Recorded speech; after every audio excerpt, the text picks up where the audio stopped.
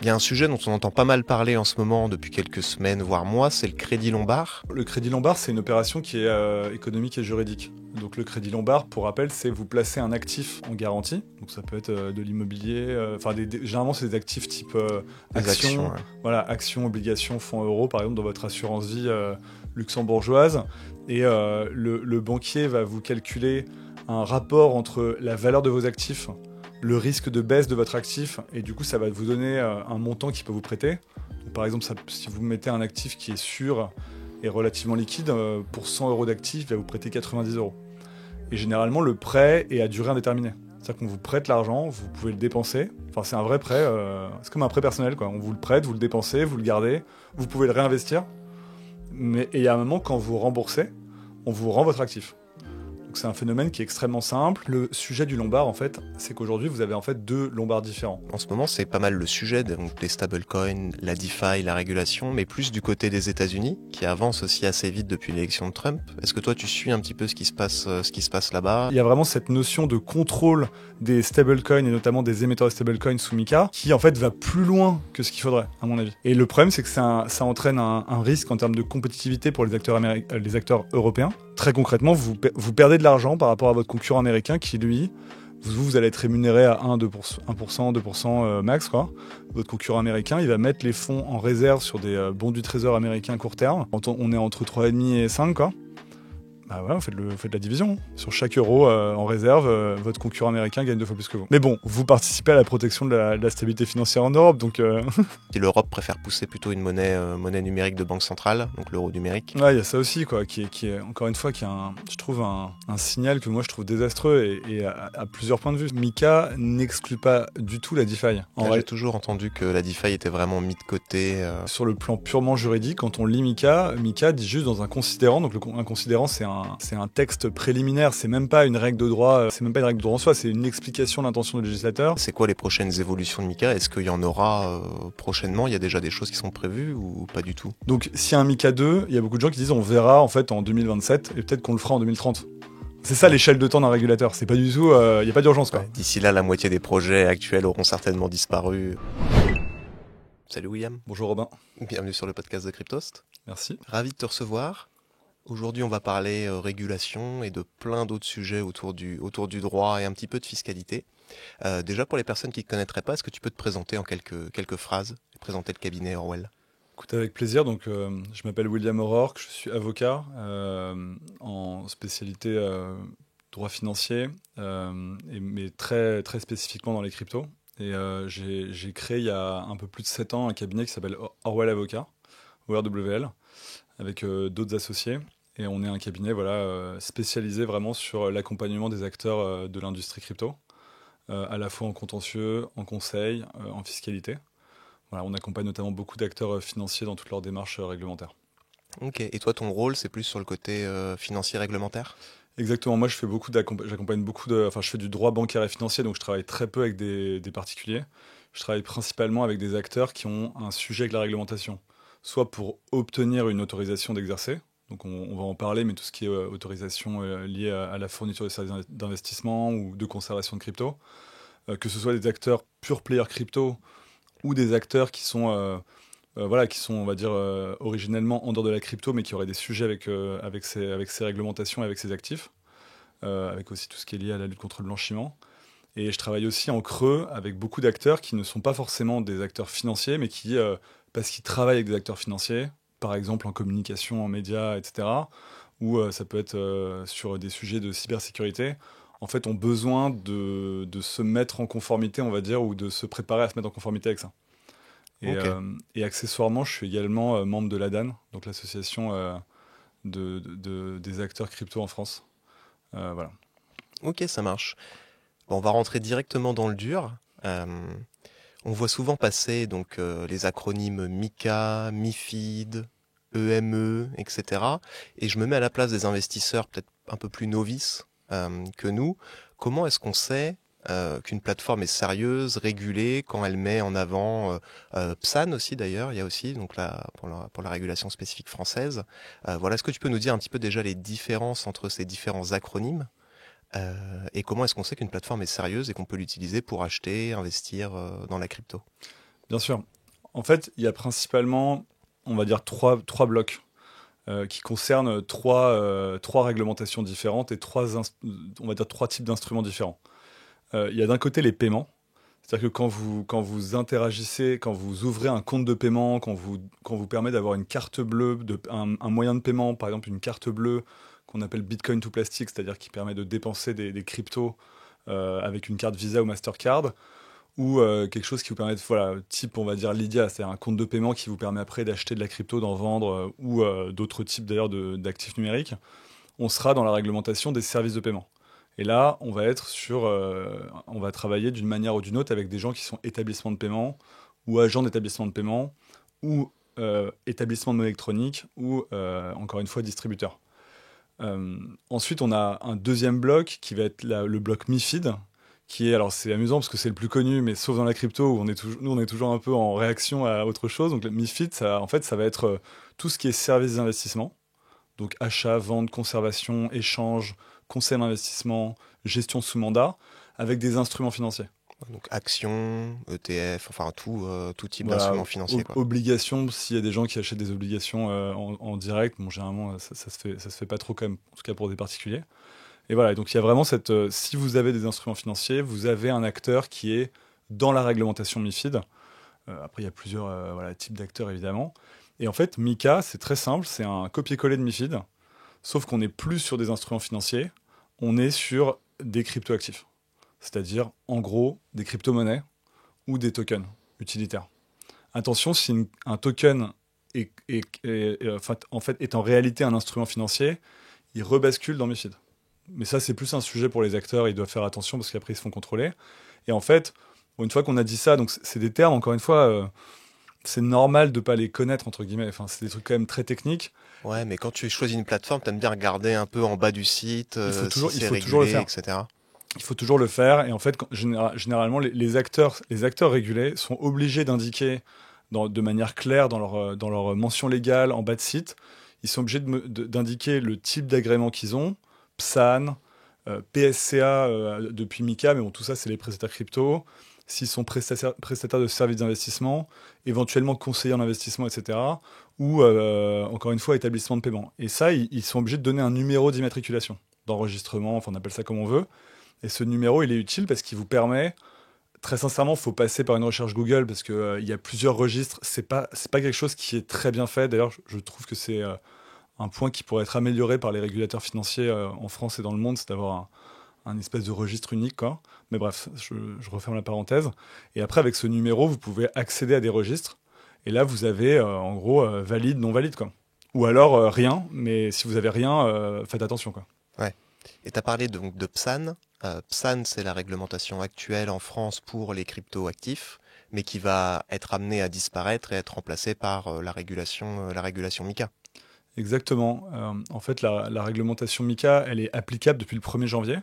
Donc en réalité, le PSAN, c'est presque terminé. Enfin, si on raisonne en termes de texte, aujourd'hui, moi, si quelqu'un vient me voir, je vais lui parler de MiCA, je ne vais pas lui parler de PSAN. Les PSAN, c'est tout ce qui était antérieur au 31 décembre 2024. Et les PSAN qui ont eu une autorisation d'exercer à l'époque ont la possibilité de continuer à exercer avec leur enregistrement PSAN, obtenu donc en 2024 ou avant, jusqu'au milieu de l'année 2026, donc pendant encore un an. Voilà. Mais les PSAN, à terme, ont vocation à disparaître, en tout cas à être remplacés par les PSCA. C'est juste, PSAN, c'est prestataire de services sur actifs numériques, PSCA, prestataire de services sur cryptoactifs. C'est juste que les PSCA vont être encadrés par MiCA, Donc au niveau européen plutôt qu'au niveau français. Voilà, MiCA, en gros, il y a trois différences. C'est que PSAN, c'est français, MiCA, c'est européen. PSAN, c'était 4 services, uniquement les services les plus à risque. Conservation, achat-vente et plateforme d'échange, bourse, quoi. MiCA, c'est les 10 services d'investissement. Donc ça couvre en fait tout le marché. Donc après, il y a des choses qui sont un peu, on va dire, très côté infrastructure, qui n'ont pas forcément un effet direct pour l'investisseur particulier. Mais ça a un effet en cas notamment de choc sur les marchés. Ça permet d'avoir un marché qui est plus résilient.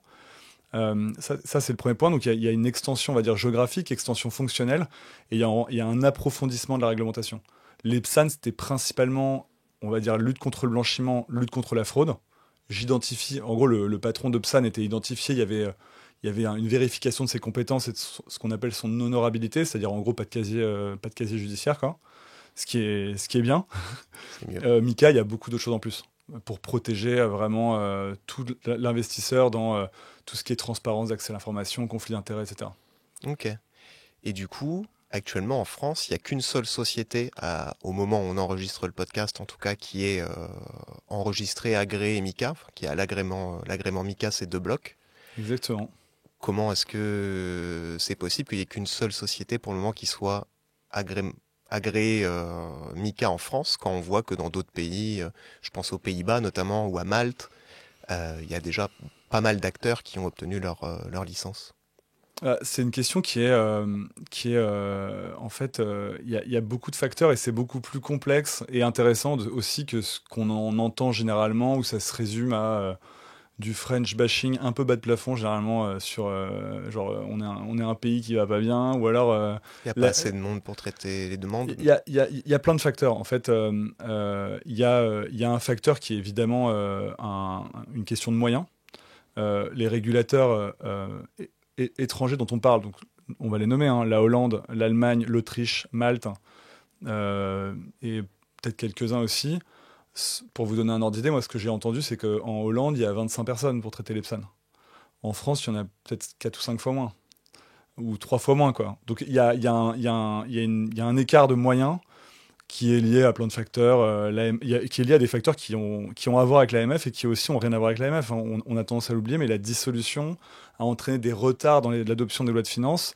Et l'AMF, en tant qu'établissement public, doit avoir une validation dans la loi de finances pour pouvoir débloquer des crédits. Quand tu parles de la dissolution de l'Assemblée nationale par Voilà, je parle de la Macron. situation politique française qui n'a rien à voir avec les cryptos ni avec Mm. la Hollande. Mais, donc, il y a plein de facteurs comme ça. Il y a aussi un facteur lié au fait que l'AMF enfin, la France, c'est un des pays où il y a le plus de PSAN, donc du coup d'acteurs autorisés à exercer sous l'empire de la réglementation française antérieure. Et en fait, ça a entraîné beaucoup de travail à l'AMF, qui a du coup également entraîné, encore une fois, c'est pas de leur faute, mais une forme de ralentissement. Il y a aussi probablement un manque d'anticipation et il y a des choses, genre tout n'est pas rose et tout n'est pas parfait, hein. C'est pas, voilà, il y a aussi une responsabilité côté AMF ou même côté aussi de certains acteurs qui se sont pas préparés. Et enfin, il y a un autre facteur qui est plus juridique, c'est que la France a tendance, historiquement et en particulier avec les PSAN, à chercher à, on va dire, se coordonner avec ses partenaires européens, avec les régulateurs européens, donc l'autorité européenne des marchés financiers. En fait, cette coordination, elle prend du temps. Euh, je leur demandais un avis à l'ESMA, discuter à 27 d'une position sur, par exemple, comment est-ce qu'on gère la conservation et après l'implémenter, ça peut prendre 2 mois ou 3 mois. Parce que l'ESMA, c'est le régulateur européen, du coup. Voilà, mais l'ESMA, faut pas le voir comme un régulateur qui régule, c'est un régulateur qui donne des lignes directrices et qui est surtout une chambre d'échange entre les régulateurs européens nationaux qui, eux, sont le bras armé de la réglementation en Europe. Et en fait, moi, je pense que voilà, il y a des acteurs, il y a des pays comme Malte ou même l'Autriche ou la Hollande, ils ont juste parfois, ils avaient un doute, ils se disaient bah dans le doute, on va faire comme ça, et puis après, on se coordonnera avec les autres. Alors que nous, on a eu tendance à être un peu bon élève, quoi. Ok. Et est-ce que ça voudrait dire qu'il y a peut-être des agréments MICA qui sont supérieurs à d'autres? Parce que, imaginons que tu obtiens l'agrément en France, est-ce qu'il aura une valeur un peu supérieure de si tu l'obtiens dans un autre pays? Là-dessus, je pense qu'il faut être assez humble. On aime bien en France dire que, enfin en On est France, peut-être les champions de la régulation. ouais, il y a un truc très, on va dire, puissance européenne, quoi. Allemagne, France, autres, de se dire nous c'est mieux. Je suis pas sûr. Il y a peut-être eu des négligences dans le traitement des dossiers, notamment dans certains pays à la périphérie de l'Europe, mais je sais même pas si c'est le cas en réalité. Enfin, il y a peut-être eu des, voilà, il y a peut-être eu des, on va dire ouais, peut-être des négligences sur certains dossiers. Mais en règle générale, il faut aussi reconnaître qu'encore une fois, c'est un cumul c'est des facteurs qui se cumulent, vous voyez. Quand un petit régulateur un peu opportuniste met des moyens, a une volonté commune, il y a aussi de la communication. Genre, moi, j'ai été à des conférences avec des régulateurs qui n'étaient pas Malte, mais d'autres pays, où vraiment, enfin, c'était des sales, quoi. Ils vous disaient, venez dans mon pays, le PSC en 3 mois, etc., etc. Bon, après, il y a une chose qui est sûre, c'est que déjà, c'est une situation qui est temporaire. Il y a eu une sorte d'appel d'air lors de l'entrée en application de MiCA, mais à terme, c'est quelque chose qui va se réguler. enfin se réguler dans le sens ça va se routiniser quoi. Et l'agrément PSC en France, vous l'aurez alors certes vous l'aurez en 9 mois versus 6 à Malte, mais ça vaut pas le coup d'aller à Malte quand vous êtes une boîte française ou anglaise juste pour 3 mois. Il y a plein d'autres facteurs à prendre en compte. Et l'autre aspect, c'est que ça dépend ce que vous voulez faire. Malte, historiquement, par exemple, c'est un territoire qui est connu pour, par exemple, le gambling.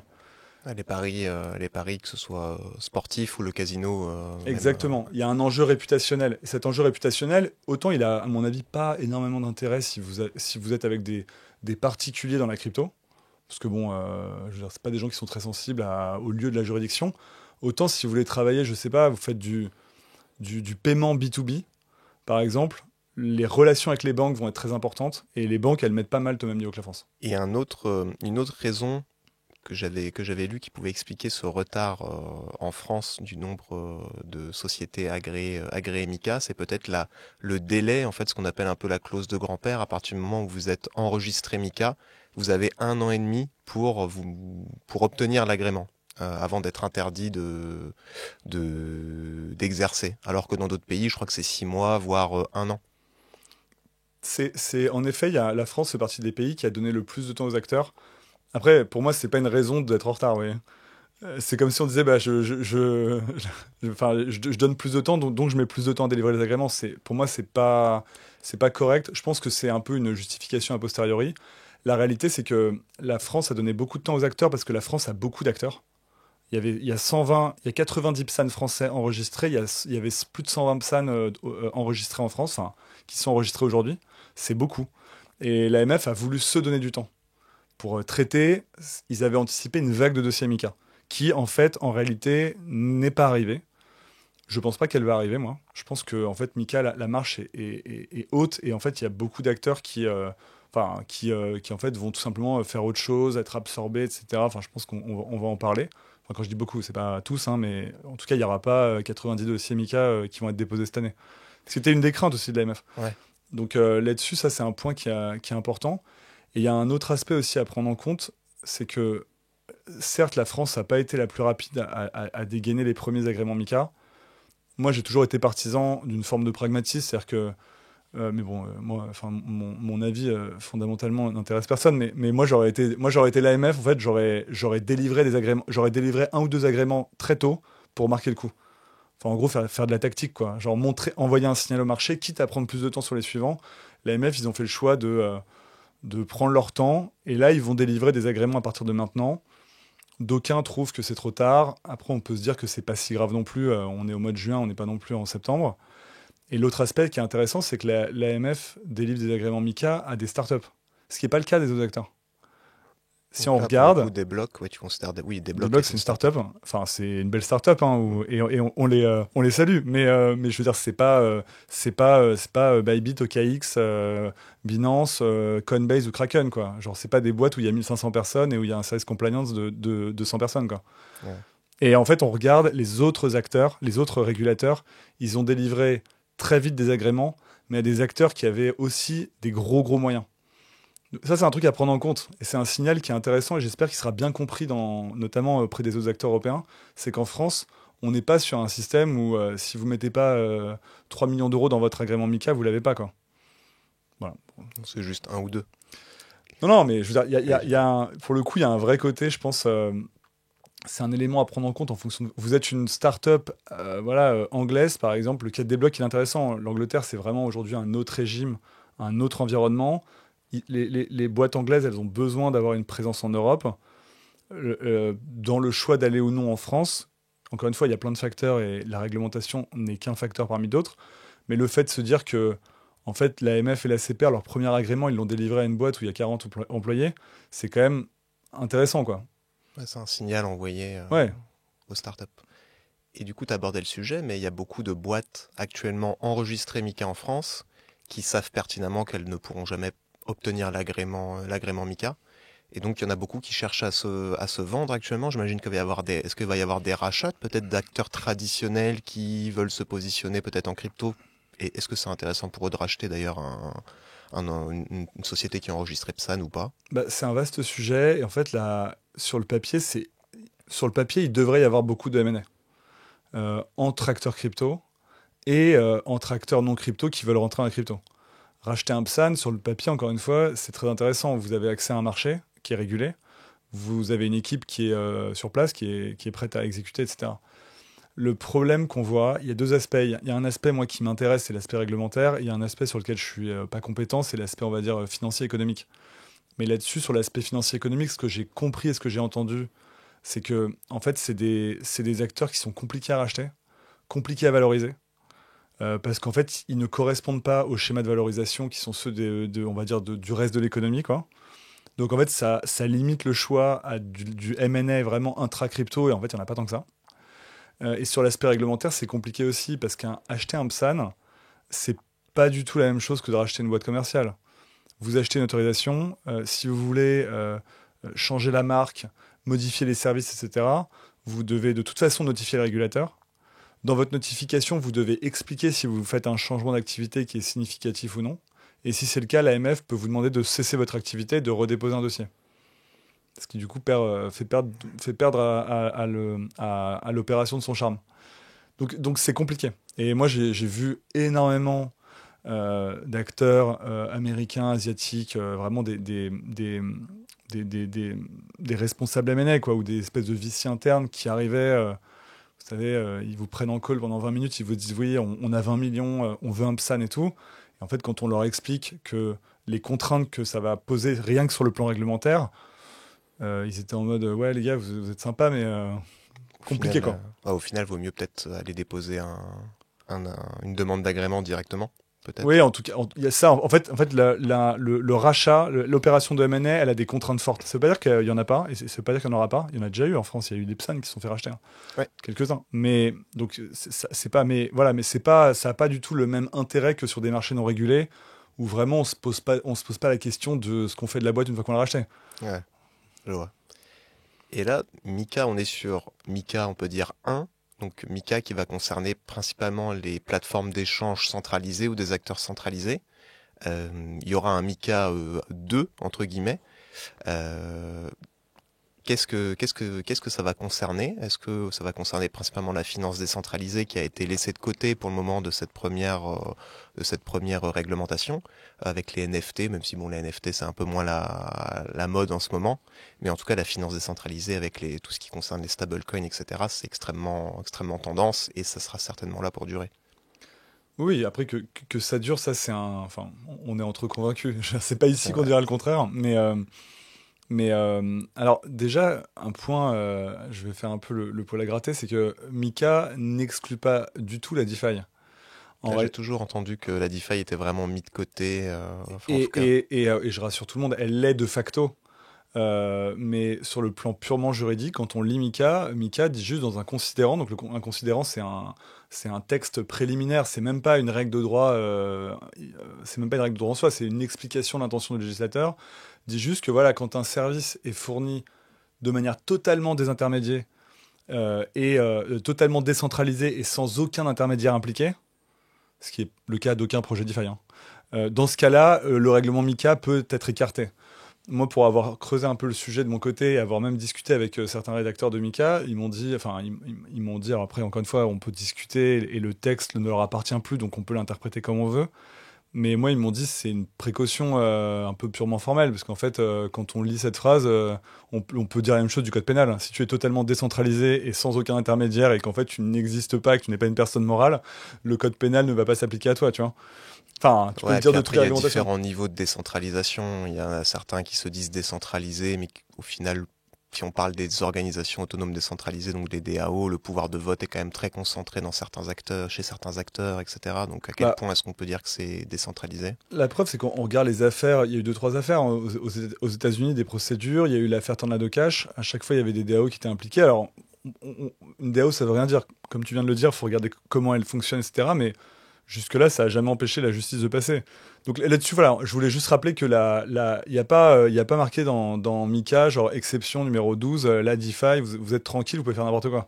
C'est plus qu'en fait, en pratique, la DeFi aujourd'hui, en raison de son caractère quand même relativement niche, à l'échelle, je veux dire, des marchés financiers en général et même des marchés crypto centralisés, et du fait que c'est quand même des services qui sont complexes d'accès, qui sont non custodiales, etc. Donc en fait, il y a une forme de filtre qui empêche à ce qu'il y ait trop d'investisseurs, on va dire lambda, qui s'exposent et qui prennent des risques et qui perdent de l'argent, fait qu'aujourd'hui, le régulateur, c'est juste... Moi, je pense que la DeFi n'est pas hors de Mika, je pense qu'elle est juste pas dans la priorité, quoi. Et je pense qu'elle ne le sera pas à un futur prochain, mais les acteurs DeFi avec qui je travaille, nous, on les aide à anticiper l'application de Mika. On leur dit pas, vous êtes tranquille, etc. Ou on leur dit pas, attendez un éventuel Mika 2 qui n'arrivera peut-être jamais. Oui, d'accord, c'est ça. Parce que c'est ce que j'allais te demander. J'allais te demander, c'est quoi les prochaines évolutions de Mika? Est-ce qu'il y en aura prochainement? Il y a déjà des choses qui sont prévues ou pas du tout? Il y a des discussions. Alors déjà, il y a deux sons de cloche qui sont tous les deux vrais, entre guillemets. Il y a un son de cloche qui n'a pas de Mika 2, pour une raison simple, c'est que, en fait, la réglementation européenne, c'est des cycles longs. Mika, c'est quelque chose qui a été drafté quasiment avant le Covid, voté en 2022 ou 2023, entré en application en 2024-2025, et aujourd'hui on a des régulateurs européens qui nous parlent de qui prennent des positions qui s'appliquent en 2026-2027. Donc on est sur une échelle de temps qui est c'est du 3, 5, 8 ans minimum, quoi. Donc s'il y a un Mika 2, il y a beaucoup de gens qui disent on verra en fait en 2027 et peut-être qu'on le fera en 2030. C'est ça l'échelle de temps d'un régulateur. C'est pas du tout, il n'y a pas d'urgence, quoi. Ouais, d'ici là, la moitié des projets actuels auront certainement disparu. On est en crypto, quoi. Oui, enfin en tout cas ça bouge assez vite. En tout cas, le marché pendant ce temps-là avance et évolue à sa vitesse. Et il y a un autre son de cloche, c'est qu'en effet, il y a des groupes de travail, il y a des centres des réflexions sur une évolution de Mika, mais qui en fait, aujourd'hui, en tout cas à ma connaissance, ne concerne pas du tout la DeFi. Encore une fois, la DeFi, c'est un mot valise. Il y a tellement de choses dans la DeFi qu'on peut pas on peut pas modifier Mika pour dire alors le lending, les dérivés, les vaults. Et alors le vault, s'il est fait comme ça, enfin, en fait, c'est la DeFi, c'est comme dire la crypto, quoi. Tu régules pas la crypto, tu régules certains trucs précis. Mais en revanche, il y a des évolutions qui sont attendues. Encore une fois, j'ai aucune idée du calendrier, qui va être à mon avis très long, sur des aspects vraiment pour le coup très centralisés de Mika. Sur la distribution, sur des questions aussi de ségrégation de fonds, enfin des trucs techniques on va dire de droit financier qui aujourd'hui créent des frictions, on va dire, dans l'application de Mika. Il y a aussi des sujets avec le paiement. Récemment, il y a l'autorité bancaire européenne qui a pris une position sur les PSAN qui utiliseraient des stablecoins deviendraient des établissements de paiement. En gros, il y a un cumul de réglementation. Bon, je rentre pas dans le détail, c'est hyper ennuyeux comme sujet, mais voilà, il y a des sujets très techniques, mais qui sont pas du tout liés à la DeFi ou au NFT, quoi. Ok. Et en ce moment, c'est pas mal le sujet, donc les stablecoins, la DeFi, la régulation, mais plus du côté des États-Unis, qui avance aussi assez vite depuis l'élection de Trump. Est-ce que toi, tu suis un petit peu ce qui se passe là-bas, et comment est-ce que tu vois la différence de vision et d'avancement entre ces deux continents? J'ai du mal à lire. Enfin, déjà, je suis pas un expert en droit américain ni en politique américaine. J'ai du mal à lire ce qui se passe actuellement aux États-Unis. Et puis, je pense que le gouvernement Trump n'aide pas. Je veux dire, Biden, il était anti-crypto, mais au moins on pouvait comprendre un peu C'était vers clair. ouais, il y avait une forme une forme de cap, on va dire. Là, j'avoue, c'est un peu, moi, je trouve c'est un peu compliqué de comprendre exactement ce qui se passe, pour être tout à fait honnête. Il y a une chose qui est sûre, c'est qu'il y a des discours, en tout cas, je dis pas que ça va se terminer comme ça, mais il y a des discours sur les stablecoins notamment qui sont extrêmement intéressants aux États-Unis. Ils ont une approche que moi je trouve logique avec leur modèle. Je dis pas qu'on doit avoir la même, mais ils ont une approche qui, à mon avis, est beaucoup plus mûre. Ils acceptent l'initiative privée dans les stablecoins. Ils acceptent le fait que des émetteurs de stablecoins doivent être compétitifs, que ce seront des instruments comme plein d'autres services américains, des instruments aussi au service de l'économie américaine, ce qu'on appelle la suprématie du dollar, qui en fait est aussi une forme de reflet de la suprématie, de la suprématie économique américaine. Et il y a ce discours-là, entre mille trucs trumpistes un peu bizarres. Mais ça, c'est un discours que je trouve très intéressant parce que pour le coup, moi, sur la réglementation, j'essaie d'avoir un discours qui est quand même relativement mesuré. Sur les CAS, par exemple, sur MiCA appliqué aux prestataires, sur les ICO, le fait d'offrir des jetons au public, il y a des réglementations aujourd'hui voilà, on peut discuter de détails, mais je veux dire, globalement, c'est OK. Mais je trouve que sur les stablecoins, l'Europe est vraiment Mika, en tout cas, a été mal conçu. avec ce problème que ce qui a été mal conçu en 2019 est appliqué aujourd'hui et va avoir des effets jusqu'en 2030, quoi, même si on modifie Mika. Oui, donc en gros, ce que tu nous dis, c'est que de toute façon, si on veut changer quelque chose sur les stablecoins, enfin si on veut avoir une émergence des stablecoins euros, du coup, c'est déjà peut-être un peu trop tard, ou ce sera dans quelques années, et ce sera peut-être... Enfin, en tout cas, il y aura énormément de retard par rapport à ce qui se fait aux États-Unis. Là encore aujourd'hui, il y a eu une annonce, c'est le Wall Street Journal, je crois, qui disait que Amazon et Walmart étaient en train de travailler sur des stablecoins. Ouais, alors les boîtes comme ça, moi enfin, je trouve ça très intéressant qu'ils aient des projets en lien avec les stablecoins. Après, Amazon, à mon avis, va pas devenir un émetteur de stablecoin qui va concurrencer Circle. Enfin, genre chacun un peu son. Moi, je suis partisan du chacun un peu son métier, quoi. Mais je veux dire, c'est intéressant. Meta a été précurseur pour le coup, Facebook, Ouais, avec... enfin, ils ont essuyé les pots cassés pour tout le monde, mais... Ouais, puis c'était quand même, avec le recul, c'était quand même bizarrement fait leur truc. Enfin, on va dire, c'était pas une très devise, ambitieux, quoi. ouais. Trop ambitieux, quoi. Mais d'ailleurs, intéressant, très start-up. C'est un des derniers GAFAM, Meta, parce qu'il est encore dirigé par Mark Zuckerberg, qui a cette capacité à prendre des risques énormes. Bon, là, il se trouve qu'ils sont un peu brûlés les doigts, mais et accessoirement, ça a quand même, enfin, ce qui est paradoxal quand même, c'est qu'un projet américain, Meta à l'époque, donc pour ceux qui nous écoutent et qui n'étaient pas sur les circuits en 2000, on était en 2018, non? 2019, je crois. 2019, ouais. À l'époque, Meta a voulu créer Libra, qui était un projet un peu fou de stablecoin mondial, distribué via via nos comptes Facebook, en gros, qui aurait permis d'avoir un espèce de système de stablecoin totalement parallèle, quoi. Et intégré quand même avec plein de partenaires, Uber, PayPal. En gros, l'idée c'était vraiment d'avoir un stablecoin où tu peux régler tous tes achats sur plein de services, plein de services différents, Oui, quoi. de toute façon, Un vrai genre, à écosystème. partir du moment où tu émets un stablecoin qui est accessible à 3 milliards d'utilisateurs, je pense qu'il n'y aurait pas eu que Uber qui aurait accepté ça comme moyen de paiement, hein. En fait, il y aurait eu potentiellement dans le plan de Facebook, il y avait 80% de la population mondiale qui avait son salaire Ouais. en Libra. Mais ils avaient lancé un consortium vraiment où les boîtes s'étaient engagées, je crois, à appuyer Facebook, en tout cas à utiliser le Libra, quoi. Ouais. Et donc, évidemment, le projet a suscité une levée de bouclier, a été stoppé. Mais il y a eu un héritage quand même qui est en fait Mika. En 2019, on était sous Trump, non? Je me Enfin, souviens les plus. États-Unis devaient être sous Trump, je Je me souviens pense. plus. Mais Mika, la partie stablecoin de Mika, c'est une réaction à Libra, qui est transparente, hein. Enfin, c'est pas dit dans le texte, mais il y a cette notion de stabilité financière qui est omniprésente, qu'on ne voit jamais dans la monnaie électronique, mais que là, on voit sur les stablecoins.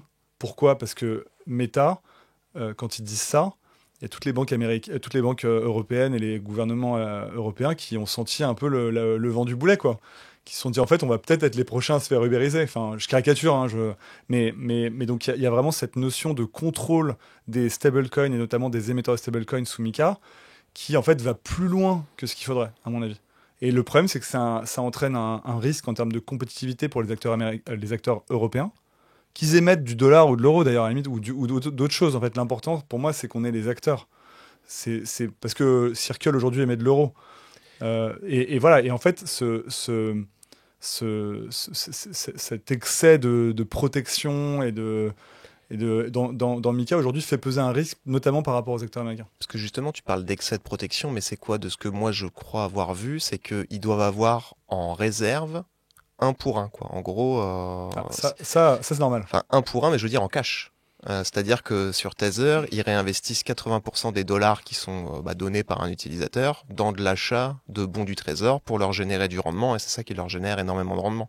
Alors que pour un émetteur de stablecoin qui est en Europe, il me semble qu'il faut qu'il ait peut-être pas 100%, mais je crois qu'on 60%. s'approche à 60%. 60%. Ok, C'est énorme. 60%, mais ce qui est énorme, c'est d'ailleurs pour ça que Tether ne veut pas se réguler en Europe parce que pour eux, c'est pas intéressant en fait. Ouais, Ils l'ont dit clairement. exactement. Après, je pense qu'il y a d'autres arguments côté Tether, mais Peut-être. très sincèrement, faut leur rendre honneur là-dessus. C'est un argument qui est valable.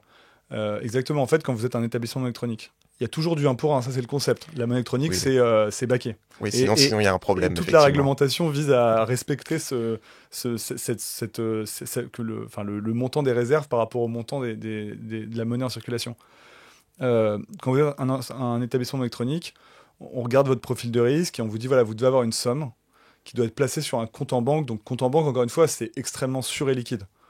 En fait, ça permet de rembourser sans délai vos clients, notamment s'il y a l'équivalent d'un bank run, c'est-à-dire des retraits massifs. Donc on vous dit, voilà, il y a un montant, 10%, 15%, 20%, vous voyez, en fonction de votre activité, etc. Et il y a une forme on va dire, de flexibilité qui est laissée à la main du régulateur principalement et de l'acteur. Dans MiCA, si vous atteignez le niveau significatif, qui est un statut pour les gros émetteurs de stablecoin, qui déjà est nouveau, parce que dans les émetteurs de monnaie électronique, il n'y a pas de statut significatif. Donc là, il y en a un pour les émetteurs de stablecoin. Quand vous l'atteignez, vous avez un échelon de supervision supplémentaire, avec notamment les institutions européennes qui deviennent superviseurs directs sur certains aspects.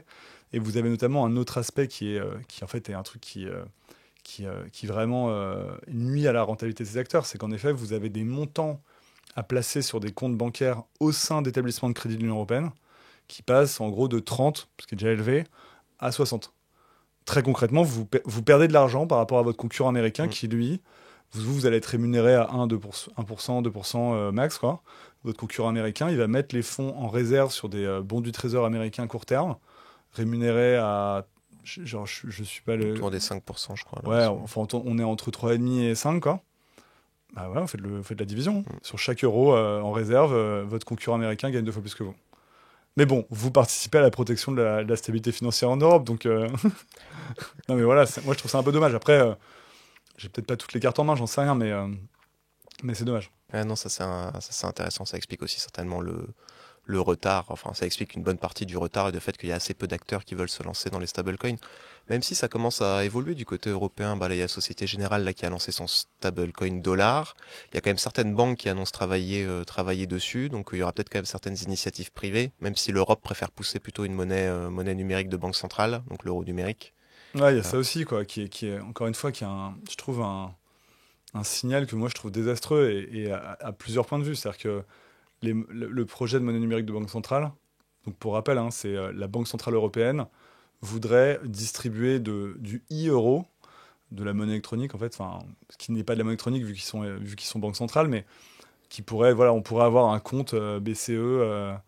Je ne sais pas quelle forme ça prendrait. Est-ce que ce serait via les banques? Mais Ouais, dans ce cas-là, à quoi bon? Mais bon, ça c'est un autre débat. Ça via les banques, mais j'en discutais avec certaines qui n'ont absolument aucune idée de comment mettre ça en place, aucune directive, rien du tout là-dessus. Et voilà, et en fait, l'idée, donc il y aurait, j'imagine, une forme de blockchain privée pour gérer les flux, donc avec des risques évidemment de surveillance financière qui sont énormes, quoi, parce qu'en fait, aujourd'hui, il faut comprendre une chose, c'est que ce qu'on appelle la transparence financière, ça passe par la lutte contre le blanchiment. C'est-à-dire le fait que les banques, aujourd'hui, les PSAN aussi, en fait, surveillent un peu ce que font leurs clients, pour notamment faire remonter des alertes en cas de soupçon de blanchiment, de financement du terrorisme.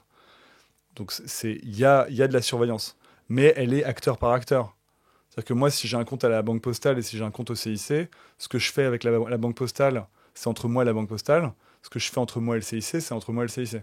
Demain, avec un modèle de monnaie numérique de banque centrale, j'imagine que la Banque centrale aura accès à toutes les informations, enfin tout ce que je fais, indépendamment avec qui je le fais et comment, de ce que je fais avec ma monnaie. C'est un truc, enfin, je pense qu'on se rend pas compte, enfin on verra la version finale du truc, mais c'est un risque qui, à mon avis, est pas du tout pris suffisamment au sérieux par tout le monde. C'est non seulement par la Banque centrale qui là accélère sur le sujet parce qu'elle voit que le dollar, que les États-Unis ont une politique sur les stablecoins qui est, à mon avis, la bonne.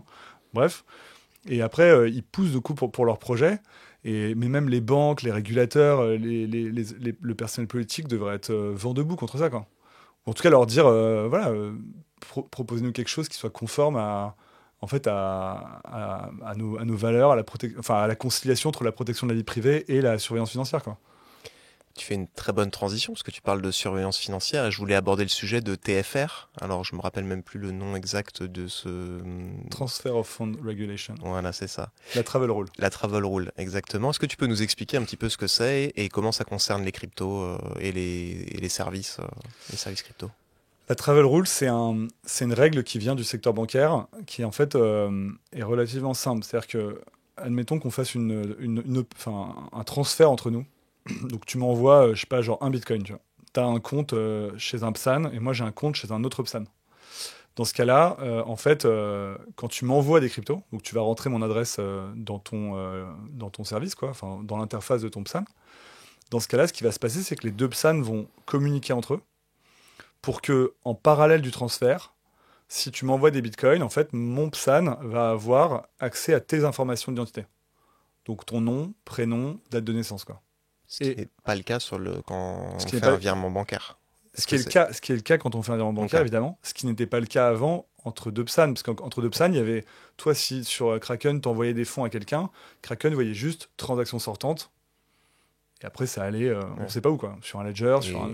Et inversement, l'autre plateforme voyait transaction entrante. Et, Voilà. Et en fait, l'idée, c'est d'aligner les choses entre un virement bancaire et un virement crypto. En soi, entre PSAN, on peut toujours critiquer, etc. Mais c'est quelque chose qui est, on va dire, entendable. Enfin, en tout cas, si on part du principe qu'il faut réguler les PSAN comme, de la même manière que les autres intermédiaires financiers, pourquoi pas? Là où ça devient... Alors, ça pose plein de questions techniques, comme on peut l'imaginer. Il n'y a évidemment aucune standardisation, et tout ça est fait dans j'allais dire un joyeux bordel, mais c'est en train d'être fait, mais c'est vraiment beaucoup plus facile à dire qu'à faire. Mais entre PSAN, pourquoi pas? Là où ça devient non seulement compliqué, mais en plus un peu antithétique avec le fonctionnement de la crypto, c'est que la crypto, c'est pas un circuit fermé. On n'a pas Swift dans la crypto, on n'a pas un organe central qui gère tous les virements entre les banques. On a la blockchain, on a des gens qui ont des ledgers, des wallets non custodiales chez des PSAN, des wallets custodiales chez des PSAN, etc. Et en fait, la Travel Rule, elle s'applique y compris si les fonds proviennent ou sont destinés à un wallet non custodial, un ledger. Et dans ce cas-là, du coup, il y a des mécanismes qui doivent être mis en place par le PSAN pour se dire, OK, en fait, ça vient du ledger de Robin. On va demander à Robin de me prouver que c'est bien son ledger, avec des tests techniques, genre tu dois signer une transaction, etc. Mais en fait, ça crée une friction qui est énorme. C'est l'enfer. Mais Et pour le c'est moment, au-dessus de 1000 euros, donc au-dessus de toutes les transactions au-dessus de 1000 euros. Transaction unique ou liée. Hein. Donc en gros, si tu envoies 2 fois 500 balles à 10 minutes d'intervalle, ça fait 1000 euros. Ok. Et en fait, en pratique, ça va être appliqué. Si, et c'est quelque chose qui a été voté, les régulateurs le demandent au PSCA, etc. Mais c'est déjà appliqué? C'est Non, déjà pas appliqué. encore. Ah bon? Ok. C'est applicable depuis déjà le 1er janvier, je crois, ou même, je crois même depuis juin dernier. Après, très sincèrement, il y a un temps d'adaptation qui est naturel. Hein. Mm. Genre, encore une fois, hein, les banques ont mis des années avant de mettre en place ce système. Les PSAN ont le droit d'avoir quelques mois pour se brancher les uns aux autres, etc. Mais on Ok. voit bien qu'il y a un sujet quand même un peu philosophique, quoi. C'est qu'on a transposé un truc en circuit fermé, le système bancaire, qui est en circuit fermé. On l'a transposé à un circuit qui est ouvert. La crypto, où ça rentre dans un PSAN, ça va dans un ledger, ça va dans un truc DeFi, etc. Et en fait, alors, c'est à la fois c'est extrêmement complexe et ça va créer beaucoup de friction. Il y a évidemment un avantage qui est énorme pour les pouvoirs publics, notamment sur les aspects fiscaux, sur les aspects enquête pénale. C'est qu'aujourd'hui, la crypto, c'était un gruyère. Pour suivre des fonds, ça rentrait dans un PSAN, il coopérait avec toi. Ensuite, ça allait sur un ledger, tu perdais tu perdais pas la trace, mais tu perdais La propriété, en tout cas. ouais, Qui était le l'identité propriétaire, des intermédiaires impliqués.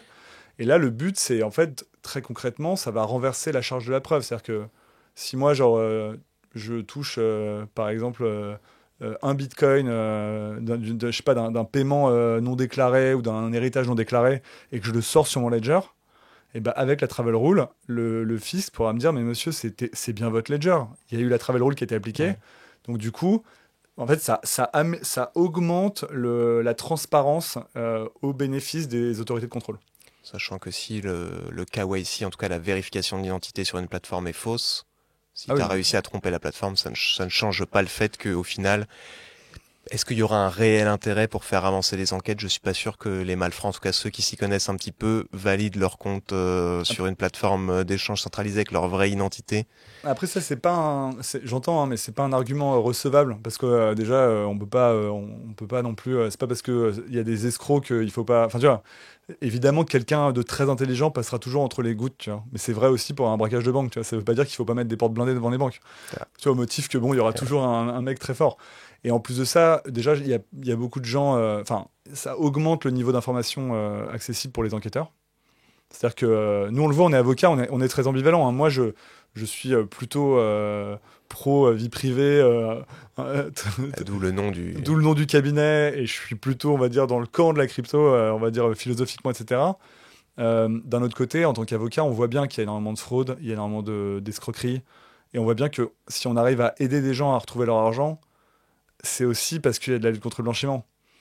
Voilà, c'est un métier où on Il apprend n'y a pas que, à être enfin, balancé en fait. tout n'est pas noir ou Ouais. tout n'est pas blanc, Enfin, c'est c'est sûr. facile moi je trouve ça très facile d'être univoque et d'être radical et d'être très polarisé. C'est facile.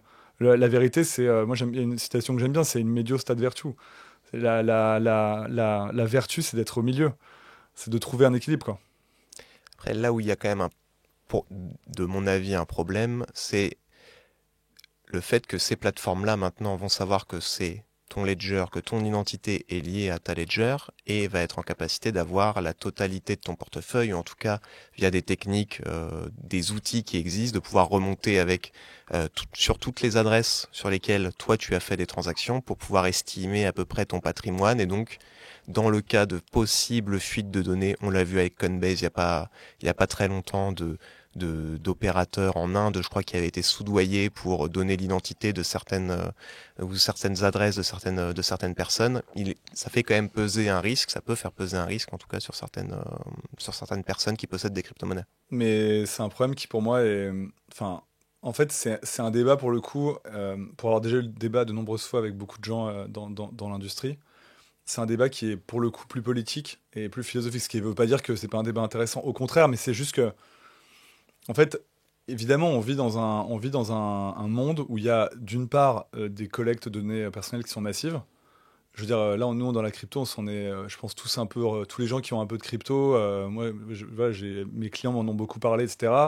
Là, avec ce qui s'est passé en matière de kidnapping, tout le monde a commencé à regarder un peu en mode, bah, attends, dès que je commande n'importe quoi sur Internet, je donne mon adresse, mon code, mon étage, etc. Ce qui, en fait, en soi, qui est un peu ahurissant. Mais bon, on s'en rend plus compte parce que tout le monde le fait, c'est quelque chose qui est devenu totalement usuel. Mais ça, c'est pas propre à la crypto. Et après, dans la crypto, dans la crypto, on va dire, régulée, on est quand même dans un cadre. Je le dis encore une fois, hein, on peut être contre et on peut avoir un débat philosophique contre, mais dans un cadre où on n'est pas dans un cadre où c'est pas cypherpunk, quoi. C'est pas genre j'anonymise tout, code is law, le but c'est d'être anon et d'être complètement, voilà, ne laisser aucune trace. L'architecture actuelle, elle fonctionne sur, en fait, de la surveillance, ce qu'on appelle de la transparence financière, qui est de la surveillance, c'est le même mot, hein. Enfin, c'est juste les deux manières de le dire. Donc, moi, Il j'utilise y le en a terme une qui passe mieux que l'autre moi, peut-être. j'utilise vidéosurveillance et j'utilise surveillance financière, mais c'est la surveillance financière. Et en fait, enfin, quand vous regardez la réglementation et que vous parlez avec des responsables politiques et avec des régulateurs, ils vous disent en fait, oui, il y a de la surveillance pour aider à les pouvoirs publics à lutter contre le blanchiment, contre la fraude, etc. Et aussi, il y a de résoudre les enquêtes pénales, notamment quand ça touche des kidnappings dans la crypto, hein. Et en revanche, cette surveillance, elle est gérée par certains acteurs régulés et on fait peser sur ces acteurs des obligations de cybersécurité, des obligations RGPD, etc., qui sont plus fortes que sur des entreprises commerciales classiques. Et c'est ça l'architecture aujourd'hui. Et après, voilà, il y a un contre-modèle qui est proposé, enfin, ce qui aujourd'hui est un contre-modèle, qui est de dire en fait, il ne faut pas collecter de données, il faut du coup pas faire de surveillance financière, au risque que ce soit le Far West aussi. Genre, à un moment, c'est bien d'être cypherpunk, mais il faut aussi être courageux et assumer le truc. On peut pas dire non plus qu'il y ait zéro fraude dans les crypto-monnaies. Les crypto-monnaies sont utilisées comme, de toute façon, du dollar, du cash, etc. Oui, pour de la fraude. bien sûr. Non, mais je veux dire, la surveillance, la lutte contre le blanchiment et la réglementation fait reculer la fraude. Genre, enfin, ça fait pas disparaître la fraude, hein. On rappelle souvent que Madoff était régulé, mais ça l'a fait reculer quand même. Enfin, je veux dire, c'est une évidence, quoi. Donc voilà, après, il y a un débat, mais franchement, c'est un Mm. débat politique qui est passionnant. Je ne sais pas si on peut le traiter aujourd'hui dans le fond, mais et moi, du coup, quand j'entends qu'on me dit oui, la réglementation liée à l'assurance financière entraîne une collecte massive de données, c'est vrai. Et cette collecte massive de données peut un jour leaker, c'est vrai aussi. Mais pas que. Je veux dire, les données de McDonald's peuvent leaker aussi avec votre adresse, hein. Et du coup, après, ça peut entraîner un risque sur les personnes. Genre, oui, c'est vrai, mais c'est quand même des liens qui, à mon avis, sont pas totalement aussi proches les uns des autres que ce qu'on voudrait nous faire croire. Mais quand ton adresse leak chez McDonald's, elle permet pas à savoir à certains voyous combien est-ce que tu possèdes sur ton compte bancaire ou en crypto. Non, mais il y a eu des acteurs, il y a eu des acteurs qui ont leaké des données perso dans la crypto qui n'étaient pas régulées et qui ont permis, enfin tu vois, T'as pas besoin. Et puis même, en fait, tu peux savoir qu'une personne a la crypto parce que elle le dit tout simplement. Et il y a, Ouais. enfin, parce que ça se sait, quoi. Enfin, faut pas être, c'est pas non plus un scoop. Et après, tu as accès à ces données par McDonald's. À la limite, on s'en moque que ça vienne de McDonald's ou de Free ou de SFR, etc. Là, dans les affaires de récentes, enfin, on sait pas ce qui s'est passé précisément, mais on pense qu'il y a eu ça, il y a eu des recoupements qui ont été faits, hein, et qui n'ont pas de rapport avec la lutte contre le blanchiment ou le KYC. Hmm. Voilà. Mais après, j'entends, hein, oui, il y a un risque, mais après, très sincèrement, je sais pas. En tout cas, la réglementation, elle tend vers un état de fait qui sera que les PSAN, dans les années à venir, seront plus résilients en termes de cybersécurité que des boîtes commerciales ou nos amis de chez McDonald's, même si je connais pas le système cyber de McDonald's. Et c'est aussi pour ça que tu disais tout à l'heure que bah, ça coûte 3 millions pour se mettre en conformité MiCA. C'est aussi pour pouvoir mettre en place toutes ces choses-là qui demandent quand même des ressources humaines, voire techniques assez importantes. Et donc, Ouais, j'ai pas dit 3 millions, pardon. je pensais notamment à des cas où il y a des multiples agréments. Non, non, ça coûte un peu moins cher que ça, mais c'est vrai que le coût de conformité a augmenté. Il a augmenté parce que ça coûte plus cher. Il a augmenté, en fait, c'est un peu sur trois pôles. Ça demande plus d'accompagnement, à la fois sur les aspects cyber et les aspects avocats. Il faut embaucher des gens pour obtenir l'agrément. Alors qu'avant, il y a eu des enregistrements MiCA qui ont été donnés à des personnes seules. Genre aujourd'hui, c'est inconcevable, il faut 4, 5 personnes avec des profils particuliers qui coûtent cher.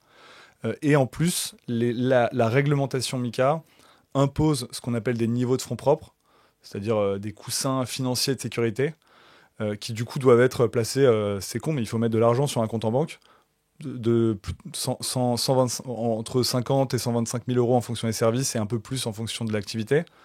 Donc voilà, ça demande des moyens qui sont en effet beaucoup plus importants que la réglementation antérieure où il n'y avait pas ces obligations-là.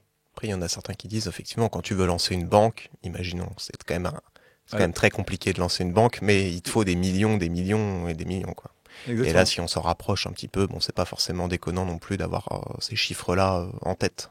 Bah, c'est simple, hein, les PSCA, aujourd'hui, c'est le niveau d'exigence, alors toute chose égale par ailleurs, d'un PSI, c'est-à-dire d'un prestataire de services d'investissement. C'est plus exigeant même qu'un établissement de paiement ou un établissement de monnaie électronique. Ce qui est logique parce qu'on est sur de l'investissement et pas du paiement. Et voilà, donc en fait, en fait la MiCA, c'est l'alignement de la crypto, enfin de l'industrie crypto-financière sur l'industrie financière qu'on appelle traditionnelle, bon, même s'il y a des acteurs très innovants de ce côté-là aussi. Et voilà, et après, c'est un état de fait. Moi, ce que je dis souvent, c'est, enfin, pour un peu conclure sur le sujet, hein, c'est que on peut être pour, on peut être contre. À la limite, les avis des uns et des autres sont pas très sincèrement hyper intéressants. Moi, je dis souvent, voilà, faut le prendre comme un changement des règles du jeu. À la fin d'une partie ou en cours de partie, bah, faut adapter son jeu. Et en vrai, on n'est pas. Je veux dire, il y a des manières de le faire. Moi, je travaille avec des projets qui évitent la réglementation en devenant plus sur des aspects techniques. C'est pas. On n'est pas dans un secteur sinistré. On n'est pas en train de fermer les charbonnages de France, quoi. C'est un secteur où il y a du boulot. Les gens peuvent changer de boîte. Des boîtes peuvent pivoter. Des boîtes peuvent se fermer. On peut en créer d'autres. Moi, je suis pas du tout inquiet pour la crypto. Il y a des projets qui vont pas avoir Mika, mais il y aura pas de couronne mortuaire. Il y en a d'autres qui vont émerger certainement. Enfin, c'est même Oui, sûr et certain. les gens vont changer. Enfin, ça va se reconfigurer, mais très sincèrement, ça va pas être un drame humain, quoi. Ok, bon, je pense qu'on a fait un bon tour là sur la régulation, sauf si tu avais quelque Non, chose non, d'autre à rajouter. Il y a un sujet dont on entend pas mal parler en ce moment depuis quelques semaines, voire mois, c'est le crédit lombard. Et j'aimerais bien en discuter un petit peu avec toi, notamment bah, que tu réexpliques rapidement un petit peu ce que c'est le crédit lombard dans les cryptoactifs en particulier. Et est-ce que ça fait peser un risque particulier, notamment fiscal, là-dessus? Bien sûr. Alors, le crédit lombard, c'est une opération qui est économique et juridique. Donc, le crédit lombard, pour rappel, c'est vous placer un actif en garantie. Donc, ça peut être de l'immobilier. Enfin, généralement, c'est des actifs type Des actions, actions, hein. voilà, actions, obligations, fonds euros, par exemple, dans votre assurance vie luxembourgeoise.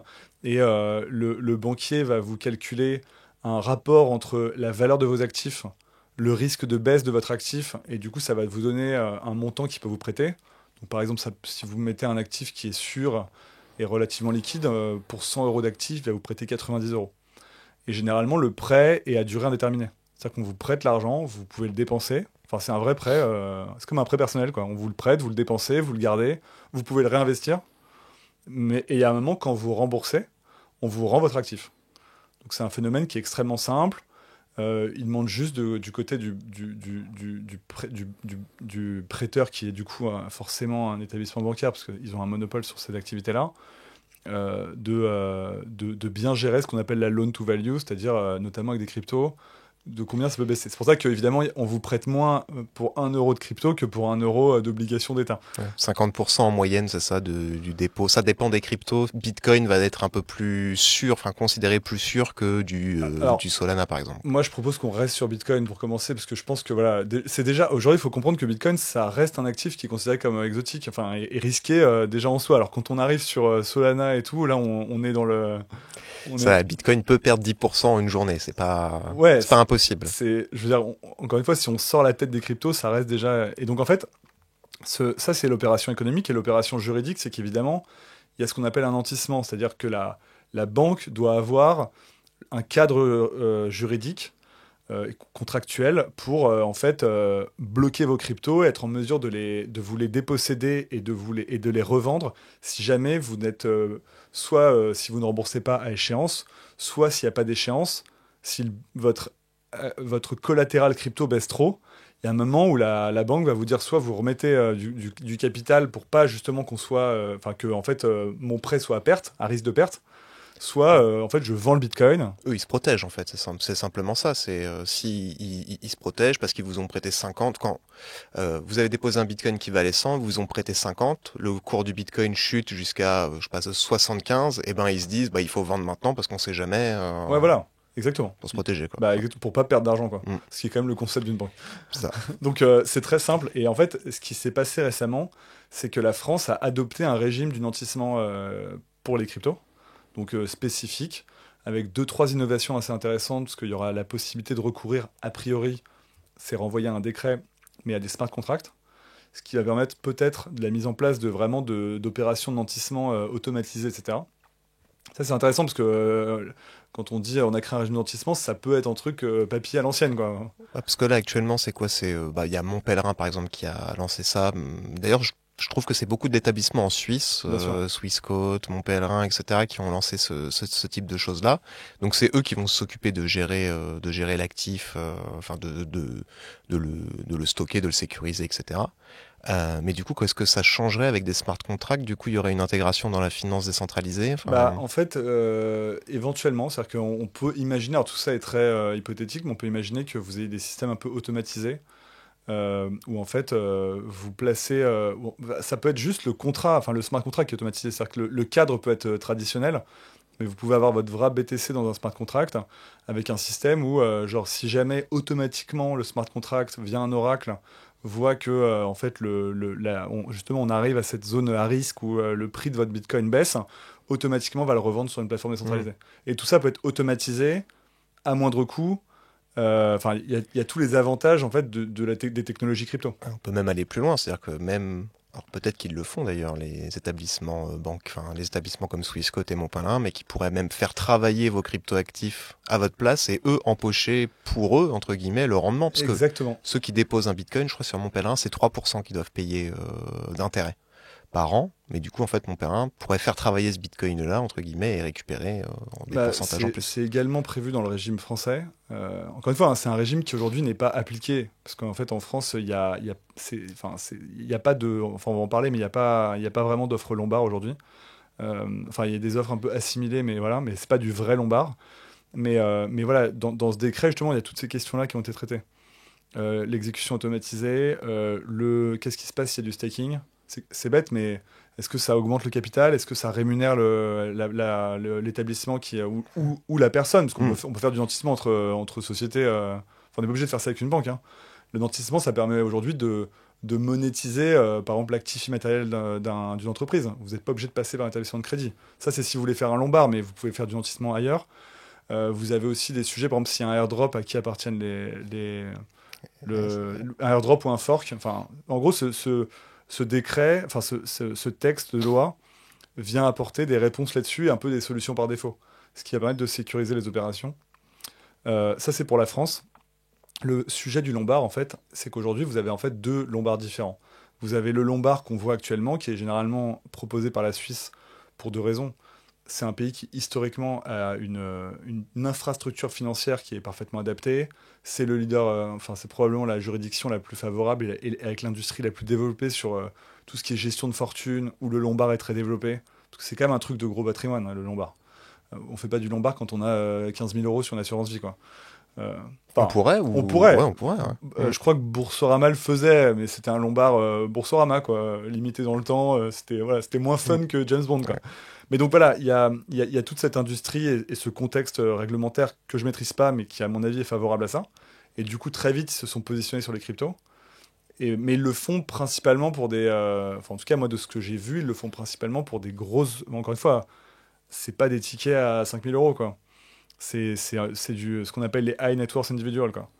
Et en France, le sujet du lombard, en fait, c'est que il y a quelque chose que les gens, enfin, qui est très méconnu, c'est que les banques ont des, en fait, quand on fait un lombard, la banque va en fait enfin, va devoir supporter un éventuel risque sur la crypto qu'elle conserve pour le compte de son client.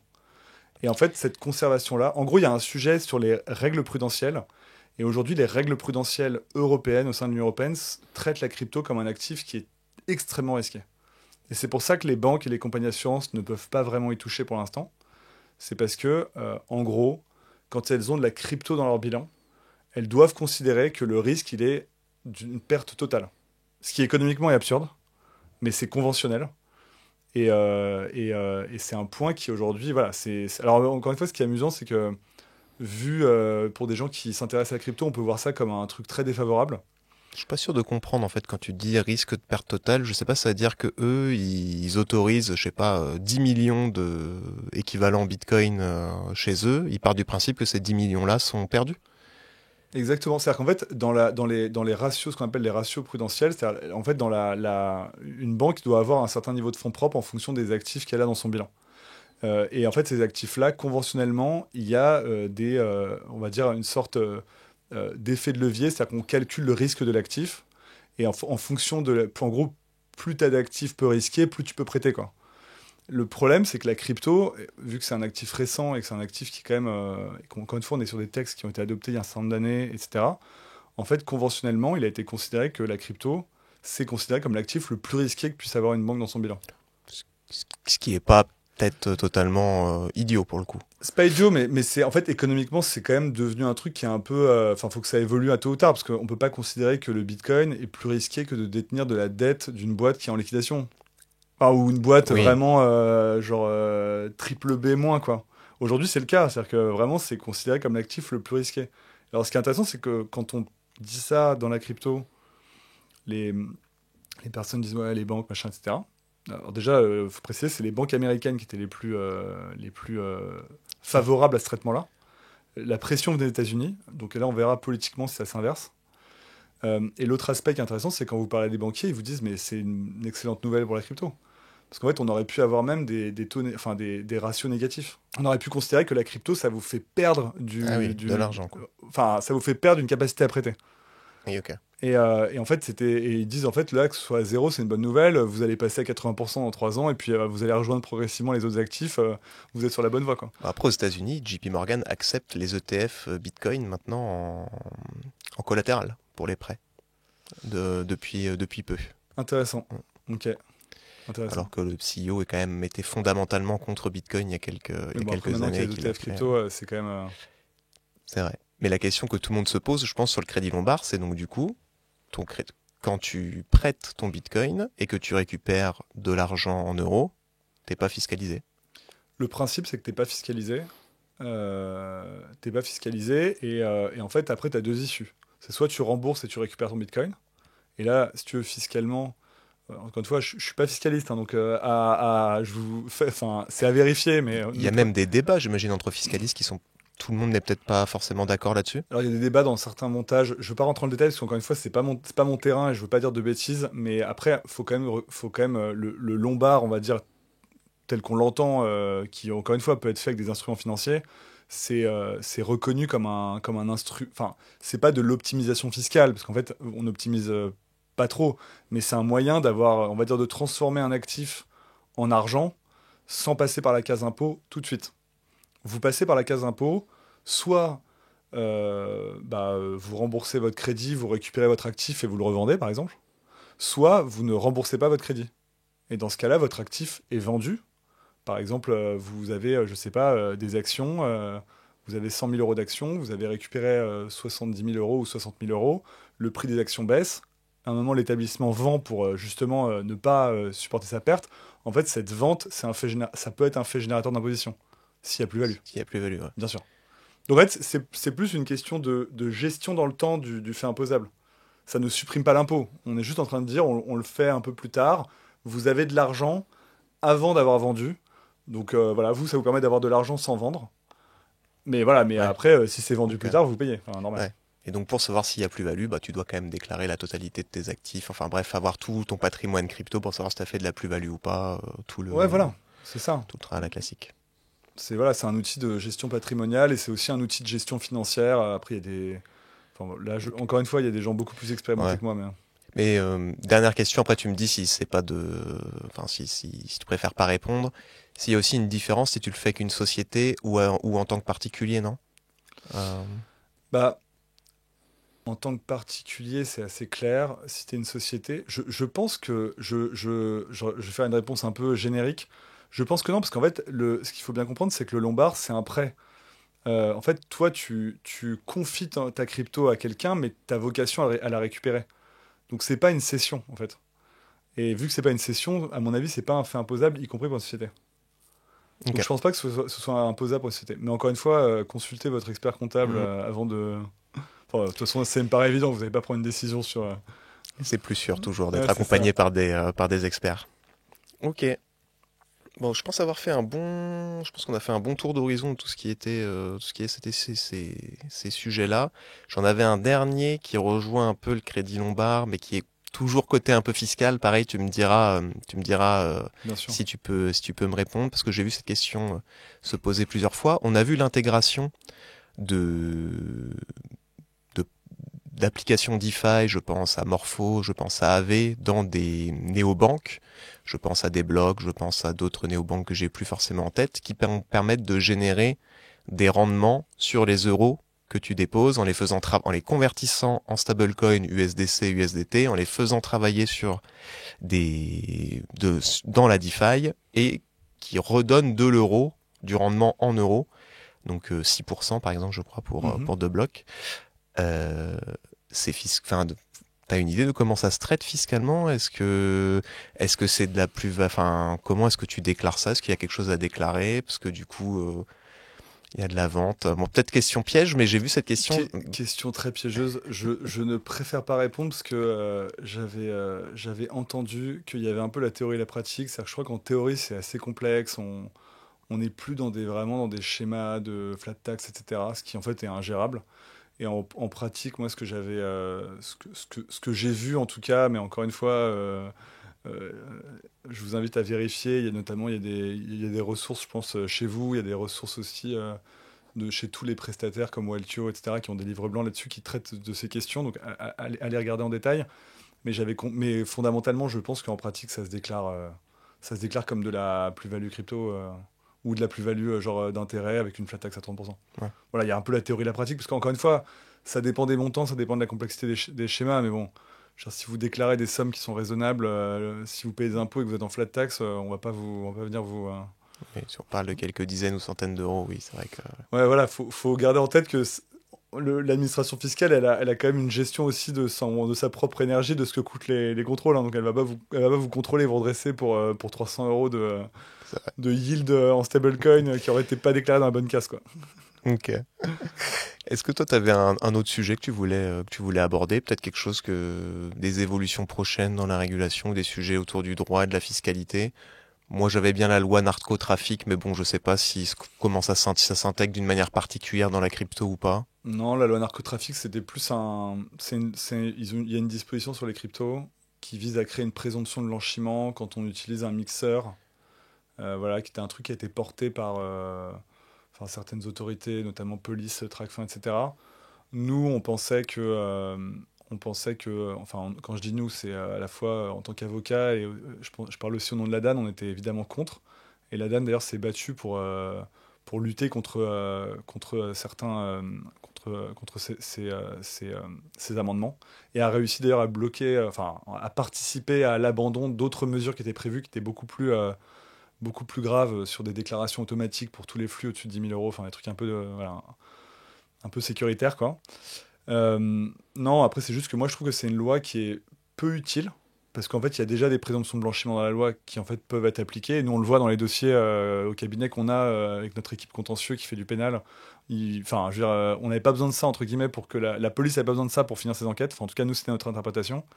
Et l'autre chose, c'est que, évidemment, ça porte un discours assez néfaste sur les cryptos. Ça crée une présomption, c'est quand même une atteinte aux libertés individuelles. Et tout ça, moi, me semblait pas totalement nécessaire.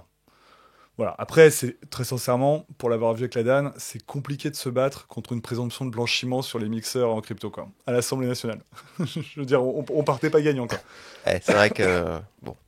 Mais je crois qu'aux États-Unis, il y a quelque chose qui est passé récemment, il me semble, comme quoi. Alors je confonds peut-être avec les développeurs. En fait, il y avait donc le développeur de Tornado Cash qui avait été Qui était condamné. condamné, mais De la pour prison ferme. blanchiment, et plus pour avoir développé ce genre de système-là. C'est-à-dire que t'es pas condamné parce que tu as développé du code qui est mal utilisé par d'autres personnes, donc parce que tu as développé une application qui a été utilisée pour blanchir des fonds.